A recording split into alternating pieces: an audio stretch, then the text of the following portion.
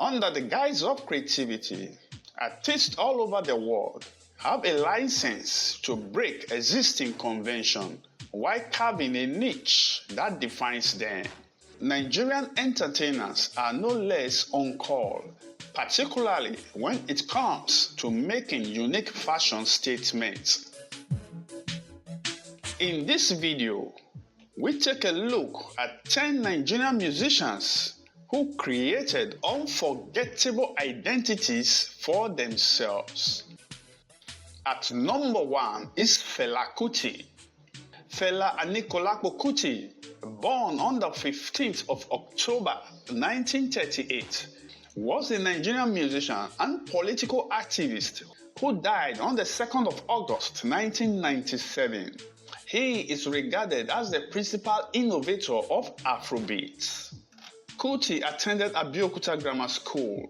In 1958, he was sent to London to study medicine, but decided to study music instead at the Trinity College of Music. Kuti's music, delivered in Pidgin English, was popular across Africa and beyond. He was known for his showmanship, and this also reflected in his style of dressing, which was kind of rebellious. Although few archival photos of Fela in suit can still be found, but what became the established Fela fashion persona was the skin-tight matching shirt and trouser sewn without pockets. They were often made from the same fabric and color. Sometimes these clothes were patterned with intricate motifs. Fela had shoes of every color to match every of his outfits. Fela also popularized and personified the shirtless style on stage, many times in the heat of a performance. A sex appeal is added to his style with the shirt off, the penile bulge, white chalk painting on his face and saxophone sling dangling around his neck. Fela's uncompromising fashion extended to making public appearances in his underwear. Fela's fashion style also rubbed off on the people around him, notably Fela Kuti Queens, the 27 female singers and dancers he married in a single ceremony in the 1970s. They also dressed colorfully with beads on their braids and wore makeup all over their bodies that expressed their visual creativity. To complete this mystic persona, Fela added the shrine, a place believed to be the source of his spiritual inspiration. According to one of his band members, Sosimi, he said, "The place is called the shrine because every Saturdays during his performance, he asked for a non-compulsory 1 minute of silence, which was used to pay homage to the ancestors and the gods, after which he would carry out a ritual that lasted about 10 to 15 minutes before going back to his performance." The new Fela Shrine, managed by his children, now serves as a living tribute to his legacies, artistic vision, and together with his Kalakuta Museum, has become a tourist center where visitors wanting to know more about Fela can still see some of his iconic outfits. Coming at number 2 is Lagbaja. Bisade Ologunde, who was born in Lagos State on January 16, 1960, is a Nigerian Afrobeat musician, singer-songwriter, and percussionist who is widely known as Lagbaja because of his signature use of mask which covers his identity. He is from Kwara State. Little is known about his early life, but he was born to a devoted Baptist church parents and was raised a Baptist. According to reports, he used to be in the choir at the Baptist church in Ilorin, and his family, who occupied high position in the church, opposed his decision to sing secular music because they believed that their son's decision would bring them disgrace. But determined to pursue his dream, the young man opted for a mask to cover his identity and save his parents the embarrassment. The mask soon became a significant part of Lagbaja's persona and brand, attracting curiosity and intrigue from his fans. Apart from using the mask for personal privacy, the mask also served other purposes like combining artistic expression with social commentary, as this represented the ordinary faceless man in society. This identity, which brought the artist untold fame, is yet to be equaled in the Nigerian music space. Lagbaja received his tertiary education from Obafemi Awolowo University, Ile-Ife. He began his musical career in the early 90s. The saxophone is Lagbaja's favorite instrument, which he taught himself. In 1991, he created his first modest band. The band was a regular performer at Lagos Sea Garden. His breakthrough came in 2000 with the release of the double album We and Me. At number 3 is Charlie Boy.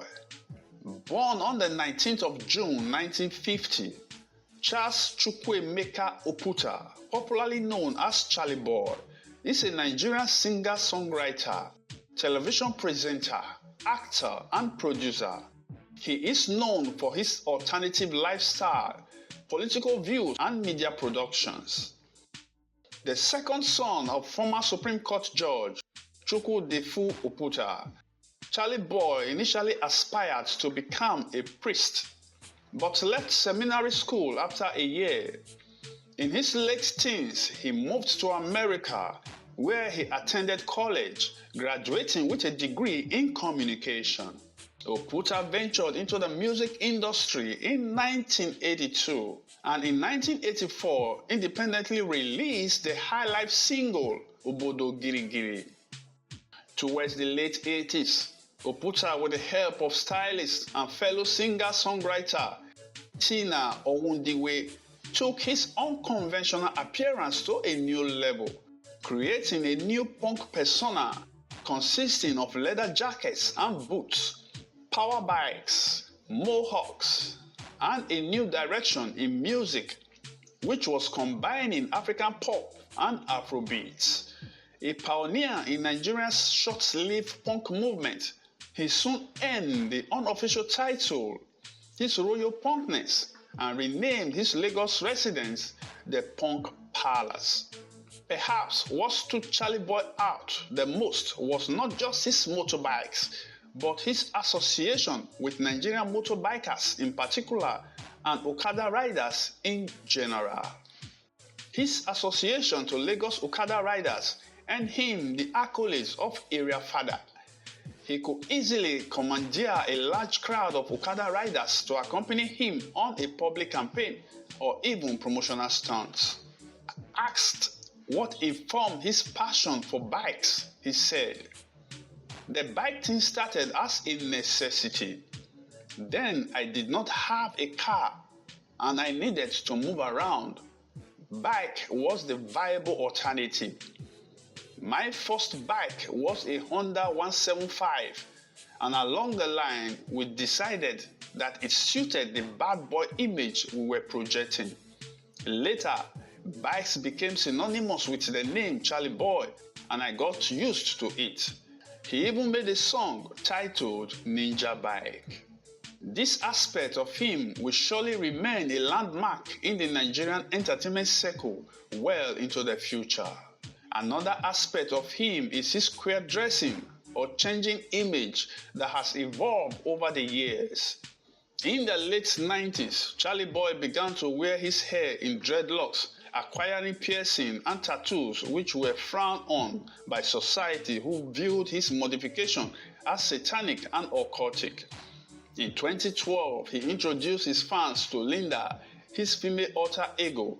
He would later be nicknamed Nigeria's Boy George by entertainment journalists. And in 2014, he shaved off his dreadlocks due to a thinning hairline. At number 4 is Zaki Aze. Zaki Aze, the pioneer of hip-hop music in Nigeria, started out his career in 1993. Since the inception of his career, he has successfully carved a niche for himself in the Nigerian music industry. Till date, his identity, a slight black and white headgear and a torchlight which later became two, is difficult to erase from Nigeria's entertainment landscape. In an interview, Zaki, also known as Funky Malam, who couldn't wait to blow but had to carry his spotlight along wherever he went, said, "The torch is not a style or trademark. It was a covenant I made with God when I was starting music. Like I said, at the time I started, there was no hip-hop music and it seemed like I wouldn't succeed because at that time, Nigerians were listening to Blackie, Majed Fashek and Daniel Wilson, who were singing reggae and raga. I was praying to God to give me the break that I needed.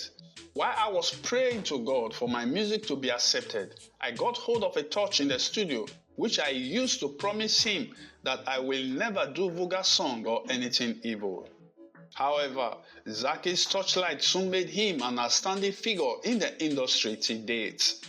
He even spoke about unveiling branded torchlights that will have his name, photos and logo. Number 5 is Baba Frayo. Baba Frayo, born Friday Igwe, is a veteran Nigerian singer from Ajegule in Lagos State. He is known for releasing street songs, amongst which is the mega hit titled Dengode Pose, which he released in the late 1990s. The song, written in Nigerian Pidgin, came with a popular dancing style known as Galala. Galala was invented by Baba Frayo and his Ajegule music colleagues such as Daddy Fresh, Daddy Shoki, among others. Sharing this street quality with other artists may have pushed Baba Frayo to adopt a distinguishing brand which became the wearing of the pirate's one eye patch.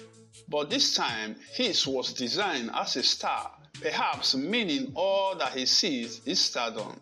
According to one Nigerian entertainment writer, he claimed that with the eye patch, Baba Frayo kept one eye close to the bullshit happening in the industry and had the other one at alert for opportunities. But to date, nobody can deny the fact that Baba Frayo made a loud statement with his one eye patch, even after over a decade when Ruga, a young Nigerian artist, adopted the style. A lot of Baba Frayo's fans, including Baba Frayo, claim that he did it first. At number 6 is Victor Uwaifo. Victor Efosa Uwaifo, aka the Guitar Boy, born on the 1st of March 1941 and died on the 28th of August 2021 at age 80, was a Nigerian musician, writer, sculptor, university lecturer and musical instrument inventor who was known for his hit songs Joromi and Guitar Boy. Uwaifo, whose greatest identity was the guitar which he began to play at the age of 12, studied graphics at Yaba College of Technology, Lagos State.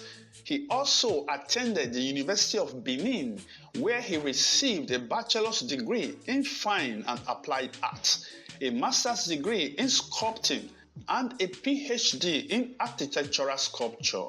As was the case during his era, Uwaifo played with a couple of renowned Nigerian high-life musicians before he formed his Melody Maestro band in 1965.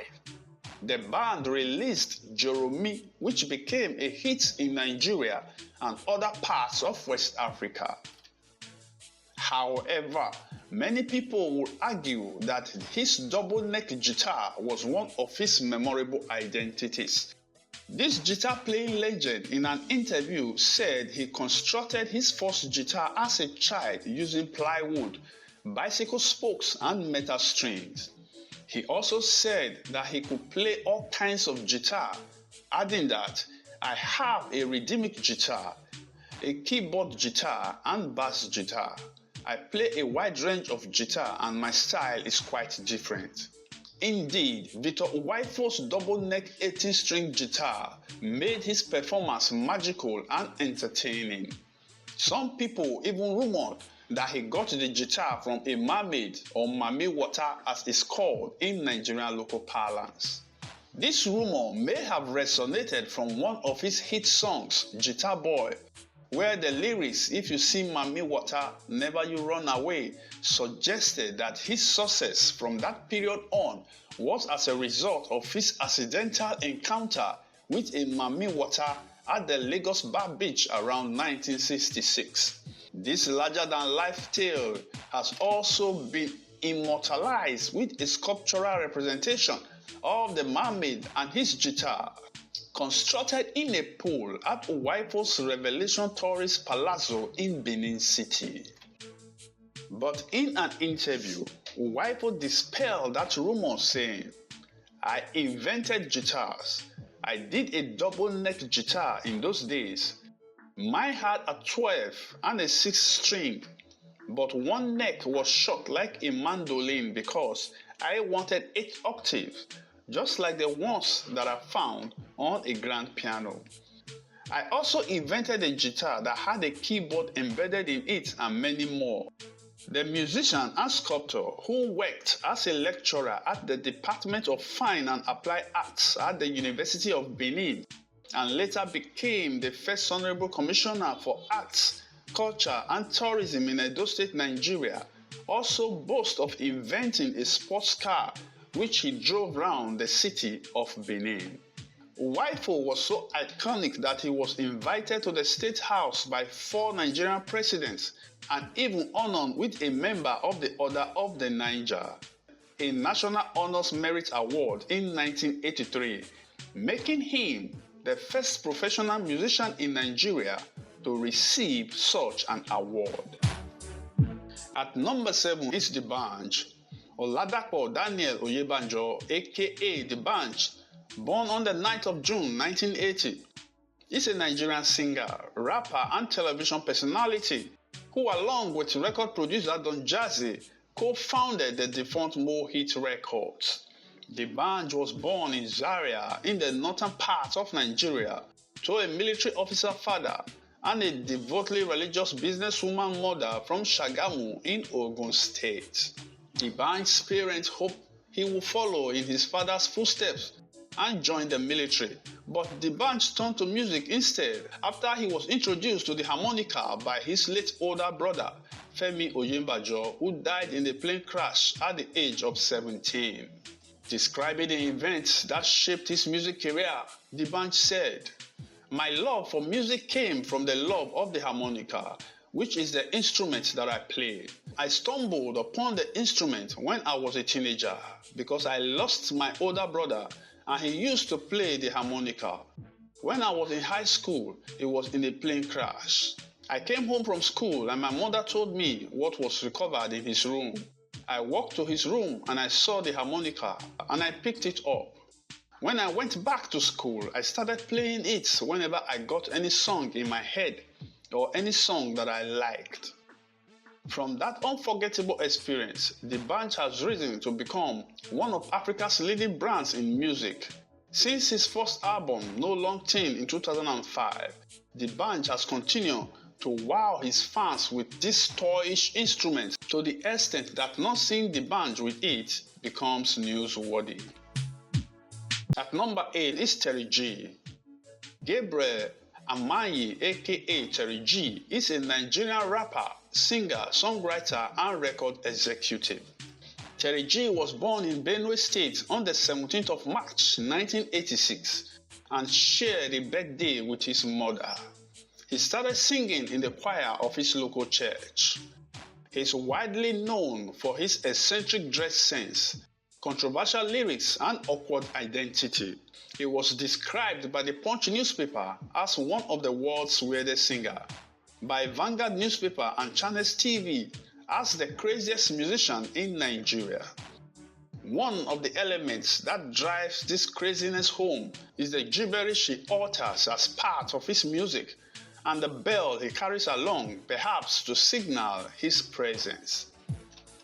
Speaking about his look, the Akpaku master said, "I looked at artists like King Sunny Ade, Fela, and asked myself, what is it about them that made them last all through the years, even when they didn't make music? It has a lot to do with their image," I concluded. That curiosity was the springboard that launched the intriguing persona that he is known for today. From being an average Afro hip-hop artist, Terry G became a king of the street with his eccentric style. Addressing his bell signature, he said, "While I was trying to get some musical equipment for my studio, I saw the bell and decided to purchase it. As I was about to ring the bell, the slang akpako just came to my mind," adding that I have friends from Benin City who are very good at speaking pidgin. They taught me some of the slangs. At number 9 is Dan Maraya Jos. Dan Maraya Jos, born at Damu Waya in 1946 and died on the 20th of June 2015, was a Nigerian Hausa griot known for playing the kontigi, a single-string local guitar. He was also a man who did not limit his praise singing to the rich and famous, but sang praises for common people as well. Dan Maraya showed an early interest in music and came under the influence of local professional musicians. During a trip to Maiduguri, while he was still a preteen, he was impressed by some musicians he saw playing the kontigi instrument. Upon his return to Jos, he made the kontigi, which he played while singing. Dan Maraya Jos, whose name means the orphan of Jos, lost his father shortly after his birth, and his mother died while he was still an infant, hence the name by which everyone knew him. Dan Maraya's father had been a court musician for the Sakin Hausawa of Bukuru. After his parents' death, the emir took Dan Maraya under his care. The musician became so popular in Nigeria that he was honored with a member of the Order of the Niger (MON), as well as an officer of the Order of the Niger (OON). He was also a recipient of the Nigerian Federal Republic Medal First Class. By 1986, he had recorded at least 150 LPs and composed 500 songs. By the end of his life, he had toured internationally, performing in the United States, the Netherlands, Germany, Cuba, Trinidad, Jamaica, Guyana, Venezuela, Brazil, and Ethiopia. He was also a performer at Festac 77, the second World Black and African Festival of Arts and Culture in Lagos, Nigeria. Many people may not know of his achievements, but they can hardly forget the Hausa praise singer who played the single-string guitar. At number 10 is Oliver the Cook. Oliver Sunday Akanite, better known by the stage name Oliver the Cook, was a Nigerian guitarist and one of Africa's most prolific recording artists, born in Anambra State, Nigeria on the 14th of April 1947. He started playing music at the age of 11 and was taught to play the guitar by a Congolese guitarist living in Nigeria. The Cook received international attention after performing in London in 1973. His guitar work was featured in Prince Nico Mbaga's 1977 album Sweet Mother. His debut album Messiah Messiah was released in 1977. In total, the Cook recorded 93 albums. Many of his songs were noted to be in the Ogene genre, blending modern music with traditional Igbo harmonies. Before his death, following a sudden cardiac arrest on the 20th of June 2008, the Ogene master managed to imprint his identity on the Nigerian music scene with his well-groomed beard and hair. Talking about his father's signature look, one of the sons said he loved to buy clothes and spent a lot of money maintaining his looks. In fact, he spent 30,000 naira on his beard weekly, and that amounted to 120,000 naira monthly. He visited his salon twice a week and always said his beard was his signature look. He said that if someone decided to keep a beard, it was right to maintain it.